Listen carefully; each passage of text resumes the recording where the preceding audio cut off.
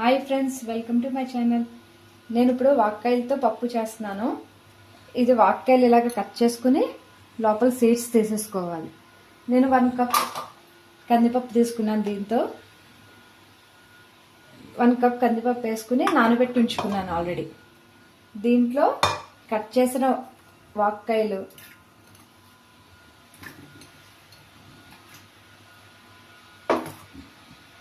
ఒక పెద్ద సైజు టమాటా, 4 వెల్లుల్లి,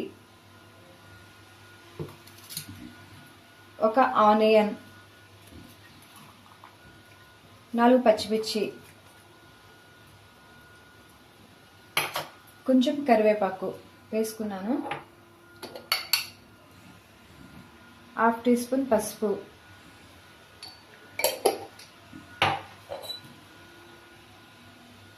కొంచెం కారం, ఇవన్నీ వేసుకుని మనం విజిల్స్ పెట్టుకోవాలి. చింతపండు వేయట్లేదు, ఆల్రెడీ వాక్కాయలో పులుపు ఉంటుంది. ఇప్పుడు నేను క్లోజ్ చేసుకుని స్టవ్ వెలిగించుకుని ఒక 5 విజిల్స్ వరకు ఉంచుకుంటే పప్పు రెడీ అవుద్ది. ఇప్పుడు విజిల్ వచ్చిందండి, ప్రెజర్ పోయింది, మూత తీసుకున్నాను. దీన్ని బాగా మెదుపుకోవాలి.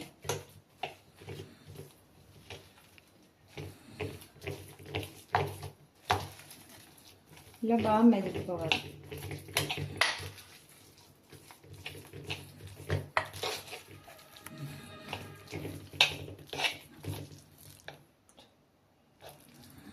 ఆయిల్ వేసుకుని తిరగబోతు పెట్టుకుందాం.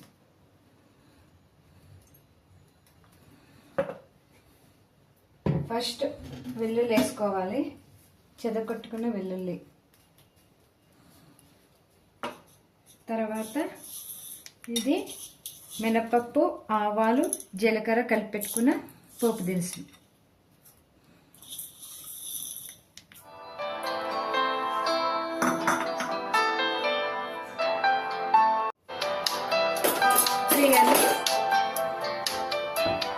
దాని తర్వాత ఒకటి వేసుకున్నాం.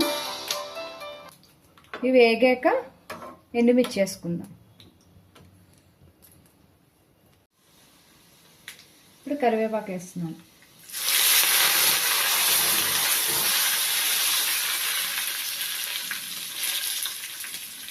తీసుకున్నాను. ఇప్పుడు కొంచెం రుచికి సరిపడా సాల్ట్ వేసుకోవాలి. సాల్ట్ వేసుకుని కలుపుకుందాం.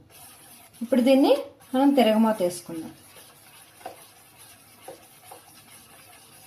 ఇప్పుడు తిరగమాత వేసుకుందాం. మూతని ఇప్పుడు పప్పులో వేసేసుకుందాం. మిక్స్ చేసుకుందాం. ఇప్పుడు సర్వింగ్ బౌల్లో తీసుకుందాం. అంతే అండి, రెడీ.